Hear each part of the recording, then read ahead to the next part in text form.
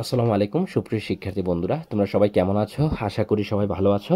তোমাদের জন্য একটি বিশাল সুখবর। তোমাদের যে এইচএসসির ম্যাথ অর্থাৎ কেতাবুদ্দিন স্যারের বই আর সিস্টেক স্যারের বইয়ের যেই ম্যাথগুলো আছে, প্রথম পত্র এবং দ্বিতীয় পত্র অর্থাৎ প্রথম পত্র প্রত্যেকটি অধ্যায়ের বেসিক থেকে শুরু করে আমাদের উদাহরণ এবং বইয়ের ম্যাথ আমি তোমাদেরকে করিয়ে দিব আমার এই ফেসবুকের মাধ্যমে। অর্থাৎ প্রতিদিন রাত 11টার দিকে আমি ক্লাসটা নিব এবং আমার ইউটিউব চ্যানেলের মাধ্যমে সাইফুল একাডেমি যে ইউটিউব চ্যানেলটা আছে ওইটার মাধ্যমে তোমরা প্লে লিস্ট আকারে পেয়ে যাবে এবং বইয়ের উদাহরণ এবং অনুশীলনের যতগুলো অঙ্ক আছে দূরিয়ে দূরিয়ে আমি সবগুলো অঙ্ক করিয়ে দেব। একমাত্র এই প্লে লিস্টেই তুমি একজন প্রকৃতপক্ষে কেতাবুদ্দিন স্যারের বই আর সিস্টেক স্যারের বইয়ের সকল অঙ্কের সমাধান এবং আমি বুঝিয়ে বুঝিয়ে করিয়ে দিব। ঠিক আছে, আজকে প্রথম পত্রের ম্যাট্রিক্সের প্রথম পত্রে যে ম্যাট্রিক্সটা আছে সেই ম্যাট্রিক্স নিয়ে আজকে আমরা আলোচনা করব। দেখো, প্রাথমিক যে আলোচনা ম্যাট্রিক্সের, যে জেমস জোসেফ সিলভেস্টার 1850 খ্রিস্টাব্দে তিনি প্রথম ব্যক্ত করেন যে আয়তাকার সজ্জিত। ঠিক আছে, আর ম্যাট্রিক্স শব্দটি ল্যাটিন একটি শব্দ আর যেটি ম্যাটার থেকে এসেছে। আর ম্যাট্রিক্সের জনক হচ্ছে আর্থার কেলি। তিনি 1857 খ্রিস্টাব্দে একটা পত্রিকা এ memory on the theory of matrix প্রথমে বিশ্লেষণমূলকভাবে এটি আবিষ্কার করেন। এই জন্য তাকে ম্যাট্রিক্সের জনক বলা হয়।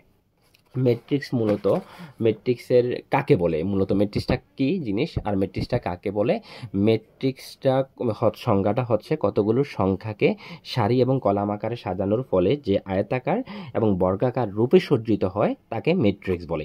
এবার ম্যাট্রিক্সের এই দেখো, আমরা A11 A12 A13 এটা দিয়েছি 1111, অর্থাৎ এই দেখো প্রথমে 2222 তারপর 333। এটির মিনিং কি? অর্থাৎ এই 11 দ্বারা বোঝাচ্ছি এটা প্রথম সারি, এই প্রথমের সামনে 22 দ্বারা বোঝাচ্ছি এটা দ্বিতীয় সারি, আর এই 333 এটা দিয়ে বোঝাচ্ছি এটা হচ্ছে তৃতীয় সারি। অর্থাৎ এটা ম্যাট্রিক্সের যে মাত্রা থাকে সেটা হচ্ছে সারি বাই কলাম। এই জন্য আমরা আগে সারিটাকে চিনবো, তারপর কলাম চিনবো। এটাকে সারি বলা হয় আর এটাকে বলা হয় কলাম। দেখো, এই জায়গায় 11 আছে মানে প্রথম কলাম, এই জায়গায় 22 আছে মানে দ্বিতীয় কলাম, এই 33 আছে মানে তৃতীয় কলাম। অর্থাৎ এবার দেখো, একটা ম্যাট্রিক্সের কতগুলো কোশ্চেন থাকতে পারে, টিচার কতগুলো কোশ্চেন তোমাকে করতে পারে সেই ধরনের কোশ্চেন।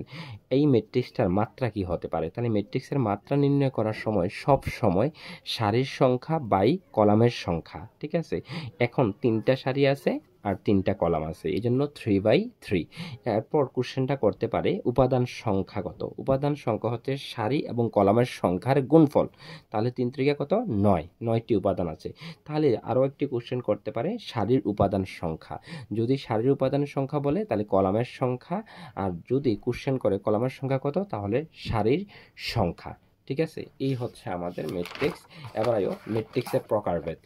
ম্যাট্রিক্সের প্রকারভেদের মধ্যে প্রথমে হচ্ছে সারি ম্যাট্রিক্স। যে ম্যাট্রিক্সের একটি মাত্র সারি থাকে তাকে মূলত বলা হয় সারি ম্যাট্রিক্স। তাহলে এই ম্যাট্রিক্সের মাত্রা হচ্ছে কত? 1 একটা সারি আর একটা কলাম, 2টা কলাম, 3টা কলাম, এই জন্য 3টা, 1/3। এবার আসো কলামের সংখ্যা কাকে বলে, কলাম ম্যাট্রিক্স কাকে বলে? কলাম ম্যাট্রিক্সটা হচ্ছে যে ম্যাট্রিক্সে কেবলমাত্র একটি কলাম থাকে তাকে কলাম ম্যাট্রিক্স বলে। তাহলে ম্যাট্রিক্সের মাত্রা কত? 1টা 2টা 3টা সারি আর একটা মাত্র কলাম, তাহলে মাত্রা হচ্ছে 3/1। এবার আসো আমাদের 3 নম্বর যে টাইপ, সেই টাইপে হচ্ছে আয়তাকার ম্যাট্রিক্স। আয়তাকার ম্যাট্রিক্সটা জিনিসটা কি? যে ম্যাট্রিক্সের সারি এবং কলামের সংখ্যা ভিন্ন থাকে তাকে আয়তাকার ম্যাট্রিক্স বলে। অর্থাৎ সারির সংখ্যা আর কলামের সংখ্যা সমান থাকবে না, তাকে আয়তাকার ম্যাট্রিক্স বলে। দেখো, তাহলে এই ম্যাট্রিক্সের সারির সংখ্যা হচ্ছে 2টা আর হচ্ছে কলামের সংখ্যা 1টা 2টা 3টা, এই হচ্ছে কলামের সংখ্যা। ঠিক আছে, মাত্রা হচ্ছে 2/3। এবার আসো বর্গাকার ম্যাট্রিক্সটা কি? যে ম্যাট্রিক্সের সারির সংখ্যা এবং কলামের সংখ্যা সমান থাকে তাকে বর্গাকার ম্যাট্রিক্স বলে।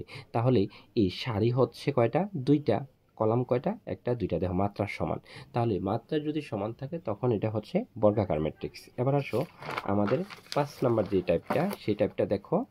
5 নাম্বার টাইপটা হচ্ছে কর্ণ ম্যাট্রিক্স। কর্ণ ম্যাট্রিক্সের সংজ্ঞাটা কি? কোনো বর্গ ম্যাট্রিক্সের প্রধান কর্ণের বুক্তি ব্যতীত সকল উপাদান শূন্য হলে তাকে কর্ণ ম্যাট্রিক্স বলে। অর্থাৎ কোনো বর্গ ম্যাট্রিক্সের প্রধান কর্ণের ভুক্তিগুলো মানে আমার সংখ্যা থাকবে আর বাকি উপাদানগুলো কি থাকবে, শূন্য থাকবে, এটাই হচ্ছে আমার কর্ণ ম্যাট্রিক্স। এবার আসো অবেদ ম্যাট্রিক্সটা কি।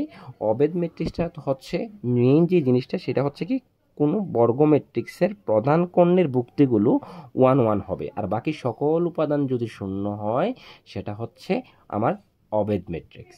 ঠিক আছে, এবার আসো আমাদের স্কেলার ম্যাট্রিক্স। স্কেলার ম্যাট্রিক্সটা হচ্ছে কি কোনো বর্গ ম্যাট্রিক্স। আচ্ছা আমি স্কেলার ম্যাট্রিক্সের উদাহরণটা হচ্ছে আসল আলফা 0 0 0 আলফা 0 0 0 আলফা। দেখো এই একটা ম্যাট্রিক্স, কোনো বর্গ ম্যাট্রিক্সের প্রধান কর্ণের ভুক্তিগুলো যদি একই ধ্রুব সংখ্যা দ্বারা গঠিত হয় আর বাকি সকল উপাদান শূন্য হয় তখন তাকে বলা হয় স্কেলার ম্যাট্রিক্স। আমি যদি আরও একটা এক্সাম্পল দিই 2 0 0 0 2 0 0 0 2, এটা কি ধরনের ম্যাট্রিক্স? অর্থাৎ এটা হচ্ছে প্রথমে বর্গ ম্যাট্রিক্স, কারণ সারির সংখ্যা কলামের সংখ্যা সমান, এটা একটা বর্গ ম্যাট্রিক্স। আবার এটা একটা কর্ণ ম্যাট্রিক্স। কেন? কোনো বর্গ ম্যাট্রিক্সের প্রধান কর্ণের ভুক্তি ব্যতীত সকল উপাদান শূন্য, তাহলে এটা একটা কর্ণ ম্যাট্রিক্স। এবার এটা একটা স্কেলারো ম্যাট্রিক্স। কেন?